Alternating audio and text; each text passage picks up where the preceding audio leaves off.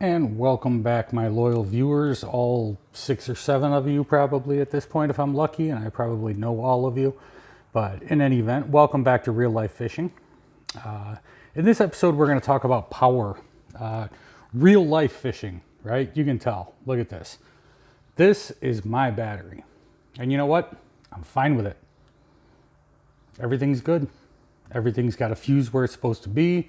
There's no wire that's abraded or insulation wearing off, none of that. So what is it that we're looking at here? Let's see if I take this.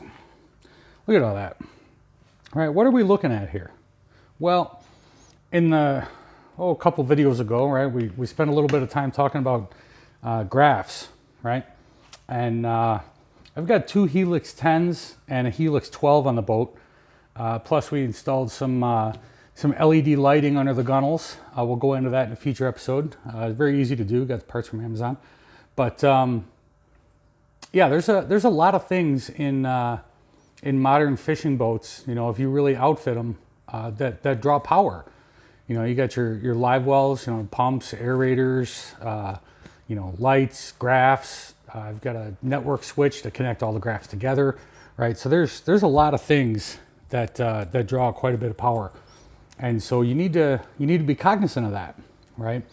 So what are we looking at here then? What are all of these wires, right? Well, the big heavy red one goes to the outboard, of course. You know, the one with the bright yellow connector on it there, it's got a breaker on it, right? That's goes to the main boat harness. This one here, this is actually a charger. We'll talk about it in a moment. And then this one here is a charger also. And then this one, and this one here, right? So these 2 orange ones, this one here, and this one here, and then this one here.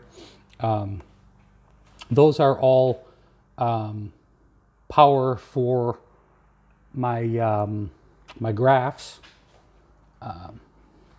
and this one here is also I believe for no, this is for my auto bilge pump. Is what that one is. Okay, good. So we got that all straightened out. Okay, so the three orange wires for the graphs, right? So my graphs are wired directly to the battery with 12 gauge wire from the graph all the way back to the battery, right? Now, some people are going to say, oh, you know, well, isn't 12 gauge wire for that overkill, right? Well, it's really not. You know, if you look at Hummingbird's recommendations to wire graphs, that's what they recommend, right? And if you look at recommendations to wire trolling motors, right, the size of the wire that they recommend is a combination of the number of amps that are being drawn as well as the length of the run, right? So wire, doesn't matter what it's made out of, wire introduces resistance. So the longer the run is, in order to get the same voltage at the other end, you need bigger wire. Bigger wire has less resistance, right? V equals IR.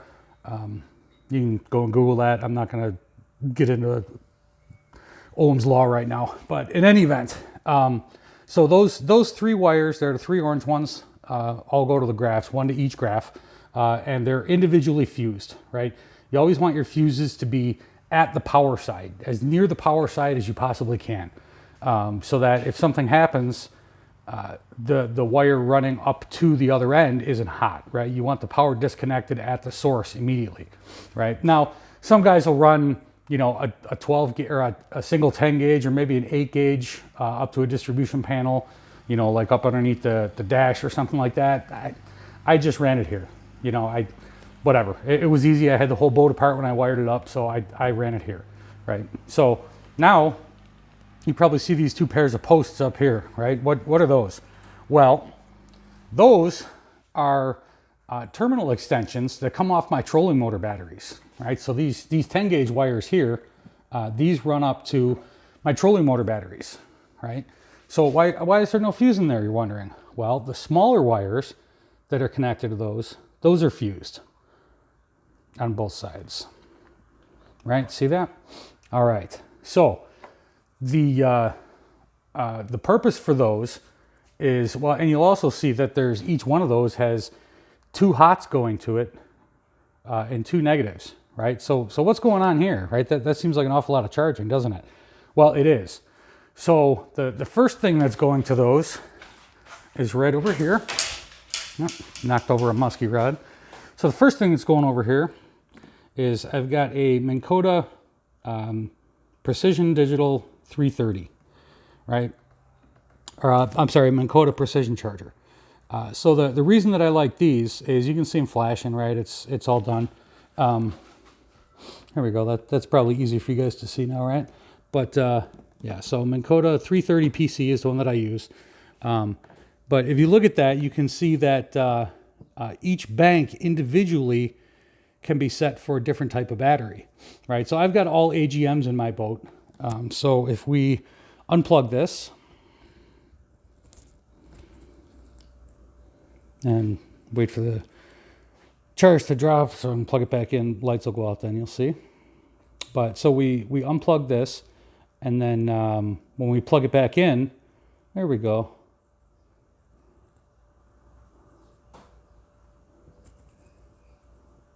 And almost dead, right? The little red lights are still on. Man, never realized this took so long.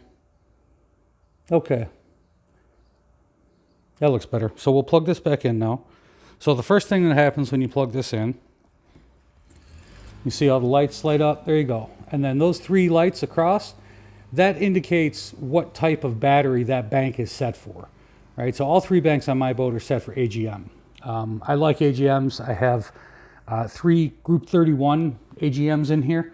You know, I use Duracell just because I get them cheap at Sam's Club, but you know, they're a good battery. You know, this one here has been in the boat since March of 2018. So I replace batteries every 3 years, so I'll replace those again at the tail end of this season, probably before our big trip. But in any event, so the wires from this guy here go up, you can't see it, but they go up through the end of the rod locker and around this corner, and then come out down inside of here, right? And so 2 of the leads, this is a 3-bank charger, so 2 of the leads go up to my trolling motor batteries via those terminal extensions there, and 1 pair of leads go directly to my cranking battery, right, which also runs all my house stuff, my electronics and whatnot. So now what's that other charger that I told you about, right? You see that great big huge, that's a fuse there, it's a 50 amp fuse, right? So what that is, you guys may have noticed it in the other compartment on the other side of the boat there by the toilet paper and the porta crapper. But what that does is whenever the outboard is running, the alternator from the outboard is going to charge your cranking battery, right? So what that thing does is it monitors the voltage on the cranking battery, and when it realizes that the cranking battery is charged full, it will transfer that charging power to the trolling motor batteries. And that's also made by Minn Kota. I forget the model, but I think it's a alternator charger, I think they call it. Pretty cheap, but I honestly can't say if it works well or if it doesn't. You know, my outboard's only a 70, so the alternator doesn't put out a ton of power. But I will say that we have fished all day Friday, all day Saturday, and another 4 hours on Sunday with heavy use of spot lock and some trolling and windy conditions, and I didn't have any problems. So that's good enough for me, right?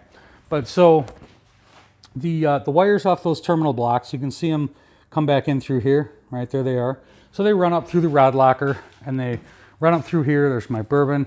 They run up through here, and they come up into this end here, right? Now remember, on the charging end, from the charger itself, they're fused. And then I fused this end again as well, because again, if something happens with that wire in between there, right, I don't want any power going through that wire, right? Fire on a boat is the worst thing ever. I mean, you're out in the middle of a lake, there's plenty of water around you, but if your boat starts on fire, you're swimming, you're done, right? So fire is evil for boats. But you can see there's 2 batteries in here. I run a 24 volt trolling motor, Duracells, and then up there's the circuit breaker for them.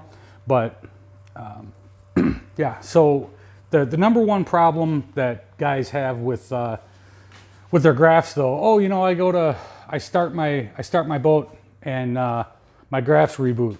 Well, you probably got too small a wire is what's going on, right? Again, you start the motor, the voltage drops at the battery, and then pulling that voltage, you know, the lower voltage through that wire to the other end of that wire, you get below the power rating for the graph, right? And you can get all kinds of weird things going on when the graphs don't have enough power. So very, very important that you wire your graphs correctly, regardless what brand you're running. You know, I'm sure that Lowrance and Garmin both publish their spec as well. But you know, 12 gauge wire is what Humminbird recommends, and I've had no problems with it. This is my 3rd boat that I've owned that I've rigged this way, and I've rigged 2 other boats for buddies, and they've not had any problems either. So, you know, your boat, your dime, do it how you want. But real life, there's my filthy battery and my dirty battery compartment, and my mess of wires because I don't believe in zip ties, and hope you enjoyed.